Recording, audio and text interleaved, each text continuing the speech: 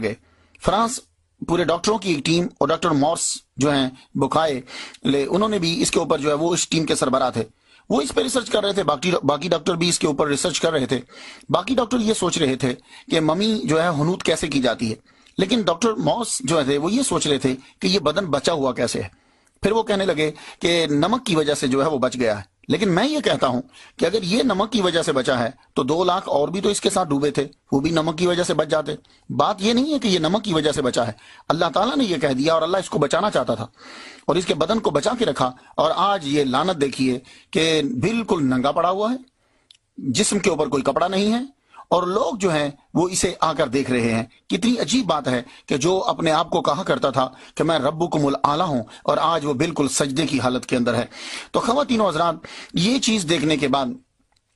کسی نے، جب ڈاکٹر ماس بکائے ریسرچ کر رہا تھا اس کے اوپر، تو کسی نے اس کے کان میں یہ کہہ دیا کہ قرآن مجید کے اندر پہلے سے مسلمانوں کا یہ دعویٰ ہے کہ اس کا تذکرہ ہمارے قرآن میں پہلے سے ہے۔ کہنے لگا یہ ہو ہی نہیں سکتا۔ جب اس کو دکھایا گیا تو پھر اس نے جا کر اپنی کتاب کو پڑھا، تو بائبل کے اندر یہ لکھا ہوا تھا کہ سب کے سب ڈوب گئے، ایک بھی نہیں بچا، ایک بھی نہیں بچا۔ تو جب اس نے بائبل میں یہ دیکھا تو قرآن مجید کہہ رہا ہے کہ اس کا جسم جو ہے وہ ہم نے بچا دیا۔ اب اس کو یہ ٹھانی کہ میں قرآن مجید کو غلط قرار دوں، سو اس نے عربی بھی پڑھی، قرآن کا مطالعہ کرنے لگا، لیکن پھر the Bible, the Quran and science, اس کو یہ لکھنا پڑا کہ قرآن مجید نے جو یہ کہا ہے وہ بالکل سچ ہے، قرآن مجید کی ہر بات جو ہے وہ سچ ہے۔ اس دور میں کہ جب ٹیکنالوجی نہیں ہوتی تھی، قرآن نے بہت ساری چیزیں جو ہیں وہ ہم پر واضح کی۔ آپ دیکھ رہے ہیں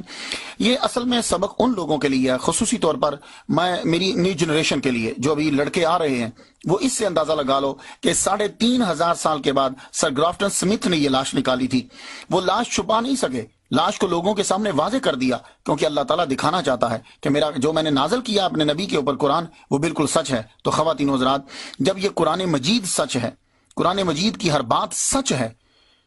اسی طرح قرآن نے جو کہا ہے اخلاقیات کے بارے میں، معاملات کے بارے میں، وہ بھی سچ ہے۔ تو یہ ایک بہت بڑی علامت ہے اس بات پر کہ قرآن مجید نے جو کہا وہ سچ ہے۔ تو ہمیں قرآن مجید پر عمل کرنا چاہیے، اس لیے کہ معاملات اور اخلاقیات کے بارے میں بھی جو قرآن کہتا ہے وہ بالکل سچ ہی ہے۔ ہمیں اپنی زندگی جو ہے یہاں کی، اسے بھی صحیح بنانا چاہیے، اور مرنے کے بعد بھی ہمیں جنت کے حصول کی طرف جو ہے وہ بڑھنا چاہیے۔ دونوں جہاں میں اللہ تعالیٰ ہمیں جنت عطا فرمائے۔